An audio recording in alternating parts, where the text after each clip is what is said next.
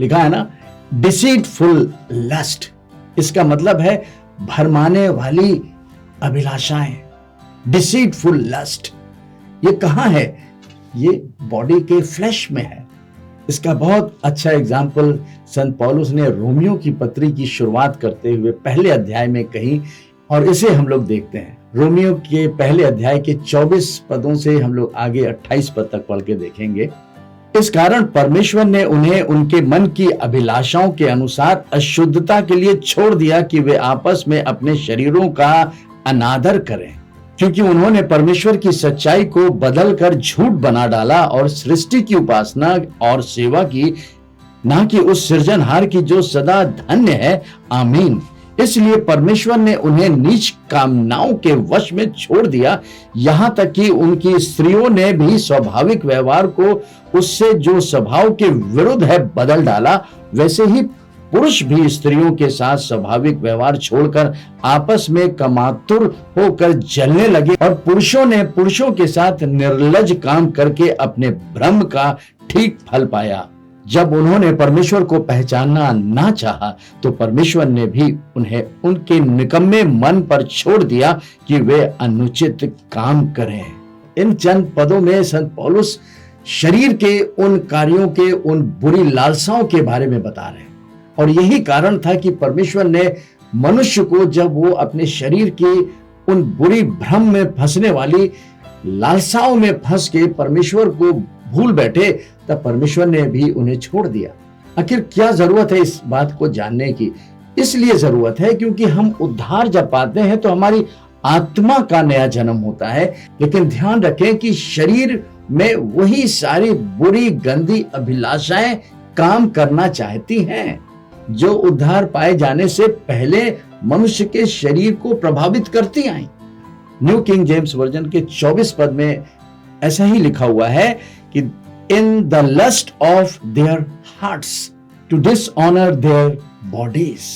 इस प्रकार से शरीर के अंदर ये बुरी अभिलाषाएं, गंदी अभिलाषाएं काम कर सकती हैं, यदि विश्वासी अलर्ट नहीं है कि उसे वचन के अनुसार पवित्र आत्मा की कैसे सहायता लेकर के उन कार्यों को खत्म करे अपने शरीर से। हम उसमें बने नहीं रह सकते। ये एक विश्वासी के आत्मिक जीवन की उन्नति ही नहीं, लेकिन उसकी सेवा में बहुत बड़े रुकावट बन जाती है।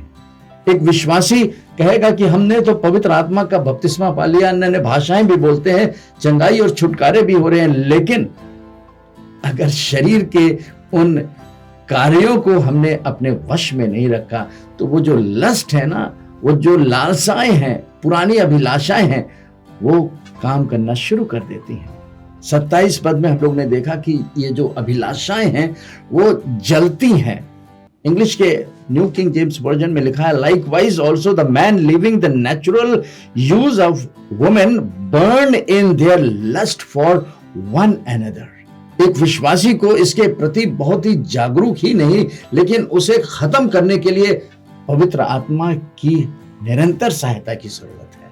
नहीं तो ऐसा विश्वासी जो सेवक भी बन जाता है, वो जब इन पुरानी लालसाओं के वश में आ जाता है, तो कलीसिया और दूसरे विश्वासियों के लिए बहुत ही बड़ा ठोकर का कारण भी बन जाता है। बहुत से नए विश्वासी ये कहते हैं कि ये तो प्रभु की सेवक हैं, बहुत बड़े काम करते हैं, बड़ी अच्छी शिक्षाएं देते हैं, लेकिन इनके जीवन में ये सारे कार्य हैं, इससे हम प्रभु के पास आने में हमें ठोकर लगती है। और ये हकीकत भी है। हर एक विश्वासी ही को नहीं, लेकिन हर एक प्रभु के सेवकों को इसके प्रति बहुत ही कॉन्शियस रहना है, अलर्ट रहना है। And we have to regularly continuously take the help of the Holy Spirit who helps through his word. अपने शब्दों के द्वारा पवित्र आत्मा हर एक विश्वासी की सहायता करता है, और इसलिए यह बहुत ही जरूरी है, हर एक विश्वासियों के लिए नहीं, लेकिन विशेष कर के लिए वो जो प्रभु के वचन की सेवकाई करते हैं, कि उन्हें किस प्रकार से अपनी आत्मा और अपने प्राण को, अपने माइंड को परमेश्वर के वचन से रिन्यू करने के द्वारा हमें शरीर को अपने वश में रखना है। ऐसा करने से क्या होगा? हम दूसरों के लिए ठोकर के वारिस नहीं बनेंगे, दूसरे नए विश्वासी जो हैं वो लीडर्स को देखते हैं, उनके जीवन को ऑब्जर्व करते हैं। हमारे बच्चे हमारे जीवनों को ऑब्जर्व करते हैं। ऐसा नहीं कि जब हम पुलपिट पे खड़े होकर प्रचार कर रहे हैं तभी हम बहुत सुंदर दिखें, लेकिन हकीकत तो यह है कि हमारा चाल चलन, हमारे घर, हमारे परिवार और हमारे आसपास जहां हम रहते हैं वहां पे कैसा है। हम होलीनेस की बात करते हैं। Holiness is manifested through our conduct.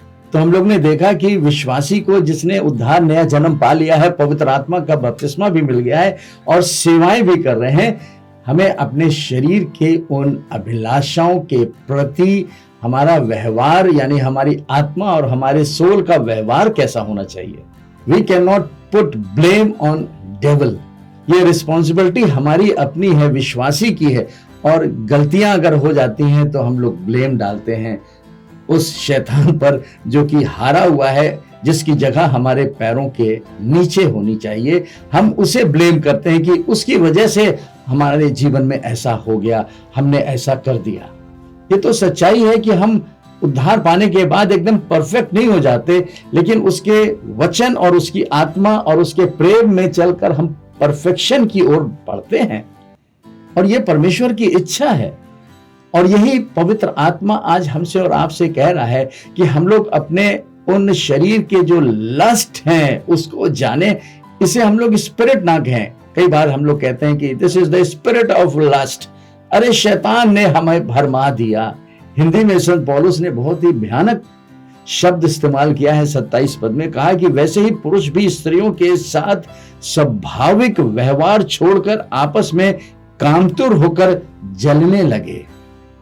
They were burned in their own lust. It was not the spirit of lust. ये दुष्ट आत्मा नहीं खा रही थी, लेकिन ये पाप के कारण जो शरीर प्रभावित हुआ उसकी वजह से मनुष्य इसके प्रभाव में आ गया था। सवाल यह है कि एक विश्वासी और एक सेवक किस प्रकार से अपने शरीर के उन अभिलाषाओं को वश में करे। क्या करना होगा? उसे अपने माइंड को कंट्रोल करना पड़ेगा, अपनी सोच को बदलना होगा। ये सोल जो एक सॉफ्टवेयर है, ये पुराना सॉफ्टवेयर है, इसमें नए डेटास को डालने होगा। उसे अपने माइंड को नए परमेश्वर के विचारों से फीड करना होगा। इस प्रकार से हम अपने माइंड को रिन्यू कर सकते हैं। ये हमारी जिम्मेदारी है, हर एक विश्वासी की, हर एक सेवकों की जिम्मेदारी है कि हम अपने माइंड के अंदर जो पुराने विचारधाराएं, जो लस्ट हमारे जीवन में पहले का रहा, बुरे काम हम पहले से करते आए, उन सारे विचारों को नहीं, लेकिन परमेश्वर की आत्मा के द्वारा वो वचन के थॉट्स हमारे माइंड में आने चाहिए। ये कब संभव होगा? ये तभी संभव होगा जब एक विश्वासी अपनी आत्मा में परमेश्वर के वचनों को भरे। ये एक दिन में मंडली में बैठ करके 20 मिनट के मैसेज को सुनने से नहीं होगा। इस माइंड को रिन्यू करने की जिम्मेदारी परमेश्वर यहोवा ने जोशुआ को दी। परमेश्वर ने जोशुआ से कहा कि व्यवस्था की ये पुस्तक तेरे चित्त से कभी ना उतरने पाए, दिन रात इसी में ध्यान दिए रहना, क्योंकि ऐसा ही करने से तेरे काम सफल होंगे और तू प्रभावशाली होगा। हम विश्वासी और सेवक संसार के तरह नहीं जीवन बिता सकते। हमारा लाइफ स्टाइल फर्क होना चाहिए। हमारे जीवन की जो सबसे पहली प्रायोरिटी होनी चाहिए वो है परमेश्वर का वचन।